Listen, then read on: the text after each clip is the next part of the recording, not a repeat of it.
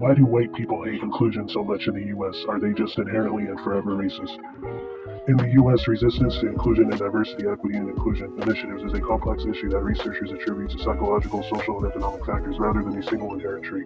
Key reasons for resistance. Sociological and psychological studies identify several drivers for why some white Americans oppose these programs.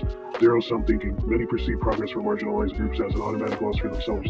This zero-sum lens leads to the belief that if opportunities are redistributed to others, they are being taken away from the majority group. Status and resource threat. Research indicates that when white Americans are informed about shifting demographics, such as the majority-minority projection, they often experience a status threat. This can trigger anxiety about losing access to power, influence, and economic opportunities. Merit threat. Some oppose DEI because they believe it undermines the concept of meritocracy. They may fear that acknowledging systemic bias implies their own successes were not fully earned, or they worry that checking boxes will lead to the hiring of unqualified candidates. Symbolic and moral threat. Critics sometimes view inclusion efforts as a challenge to traditional American values or their own cultural identity. Acknowledging historical privilege can also feel like a moral threat to one's self-image.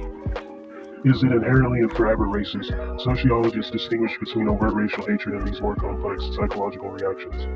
Human reaction to loss. Many experts view the backlash as a predictable human reaction to perceived loss, whether of status, identity, or resources, rather than as a mutable character flaw. Influence of framing. Studies show that how demographic changes frame matters. News reports that emphasize white decline or loss significantly increase anxiety and negative attitudes, compared to more neutral reporting. Not a universal sentiment. Support for inclusion is not split strictly by race. A 2023 Pew Research Center study found that 56% of employed U.S. adults believe focusing on increasing DEI at work is a good thing.